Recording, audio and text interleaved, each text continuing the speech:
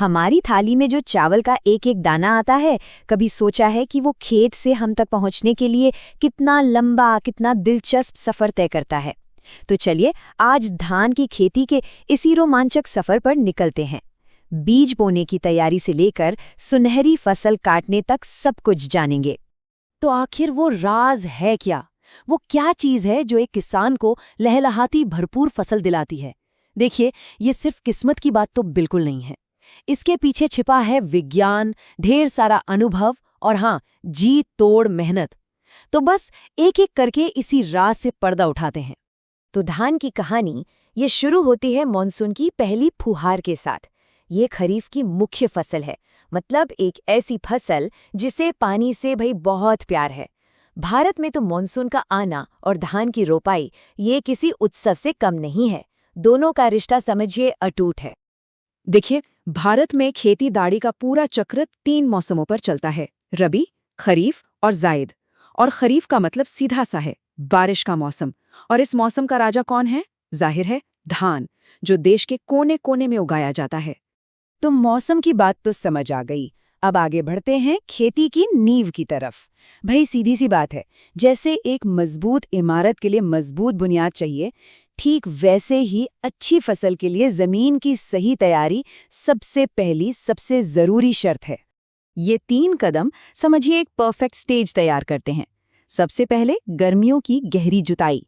इससे क्या होता है? मिट्टी को सांस लेने का मौका मिलता है और कीड़े मकोड़े खत्म हो जाते हैं। फिर खेत को समतल किया जाता है ताकि पानी हर एक पौधे तक बराबर पहुंचे। और आखिर में मेड़बंदी। बारिश के कीमती पानी को सहेजने का ये पारंपरिक तरीका आज भी लाजवाब है। जमीन तैयार हो गई, अब आता है सबसे बड़ा और शायद सबसे पहला फैसला, कौन सा बीज चुने। क्योंकि सीधी बुआई के लिए अलग किस्में हैं और रोपाई के लिए बिल्कुल अलग। और बात यहीं खत्म नहीं होती। स्थानीय जलवायु और मिट्टी के हिसाब से सही किस्म को चुनना ही समझिए आधी जंग जीत लेने जैसा है। यही अच्छी पैदावार की पहली गारंटी है। और यहीं पर एक बहुत ज़रूरी बात आती है। हमेशा हमेशा सर्टिफाइड यानी प्रमाणित बीजों का ही इस्तेमाल करें। होता क्या है कि कई बार किसान घर के रखे बीज ही अगले साल बो देते हैं, लेकिन इससे होता यह है कि धीरे धीरे पैदावार घटने लगती है। तो याद रखिए, प्रमाणित बीज मतलब बेहतर नतीजों की पक्की गारंटी।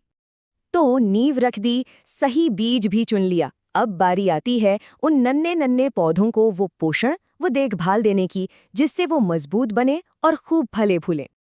देखिए, हर पौधे की तरह धान को भी सही और बैलेंस्ड डाइट चाहिए।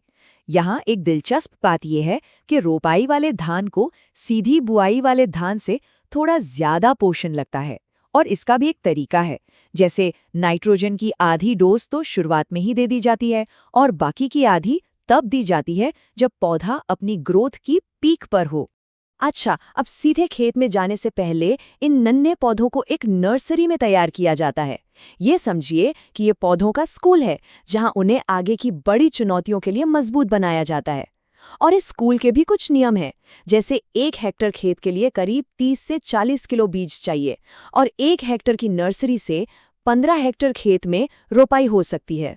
रोपाई सिर्फ पौधे जमीन में गाड़ देना नहीं है, नहीं, ये एक कला है, एक साइंस है। इसमें हर पौधे को उसका अपना स्पेस दिया जाता है। सही समय यानी जून के आखिर से जुलाई के अंत तक। सही दूरी, कतारों के बीच 15 से 20 सेंटीमीटर। और सही गहराई, लगभग 3 से 4 सेंटीमीटर। जब ये सब कुछ परफेक्ट होता है, तभी एक शानदार खेत की तस्वीर बनती है। अब पौधे बढ़ने लगे हैं, लेकिन उनके साथ कुछ अनचाहे मेहमान भी आ जाते हैं। खरपतवार, ये वो चोर हैं जो धान के हिस्से का पोषण, पानी और धूप सब चुरा लेते हैं। तो इनसे निपटने के 2 मुख्य रास्ते हैं। एक है पारंपरिक तरीका, निराई गुड़ाई, और दूसरा है आधुनिक तरीका, यानी रसायनों का, लेकिन हाँ, बहुत सावधानी से इस्तेमाल। तो पौधे अब बड़े हो रहे हैं, पोषण भी ले रहे हैं, लेकिन उनके दुश्मन भी घात लगाकर बैठे हैं।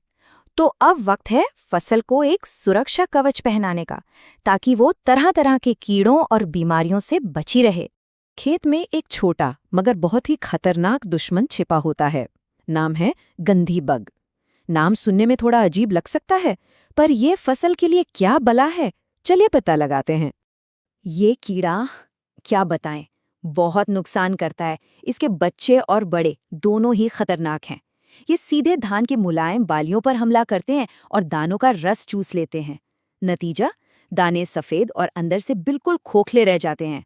मतलब किसान की महीनों की मेहनत पर पानी फिर सकता है। तो इससे निपटा कैसे जाए? देखिए, सबसे अच्छा तरीका तो है रोकथाम। मतलब खेतों और मेड़ों को एकदम साफ सुथरा, खरपतवार से मुक्त रखा जाए। लेकिन अगर फिर भी ये हमला कर दे तो मैलाथियान पाउडर का छिड़काव एक असरदार उपाय है। अब खतरा सिर्फ कीड़ों से नहीं है, बीमारियों से भी है। और एक बड़ी समस्या है खैरा रोग। दिलचस्प बात यह है कि ये किसी कीड़े या फंगस से नहीं होता, बल्कि ये मिट्टी में जिंक की कमी से होता है। एक तरह का न्यूट्रिशनल डिसऑर्डर है ये, जिससे पौधों का विकास ही रुक जाता है। तो सवाल है, इस कमी को दूर कैसे करें? इसका एक बहुत सीधा और कारगर उपाय है। एक घोल तैयार किया जाता है। 5 किलो जिंक सल्फेट और 2.5 किलो बुझा हुआ चूना करीब 1000 लीटर पानी में मिलाकर। इसका छिड़काव करने से पौधों को वो जरूरी पोषण मिल जाता है और वो फिर से हरे भरे हो जाते हैं। और अब महीनों की मेहनत, देखभाल और सुरक्षा के बाद आखिरकार वो पल आ ही गया जिसका हर किसान को बेसब्री से इंतजार रहता है। अपनी मेहनत का फल, अपनी फसल काटने का समय। और प्रकृति खुद ही इशारा करती है कि फसल अब तैयार है।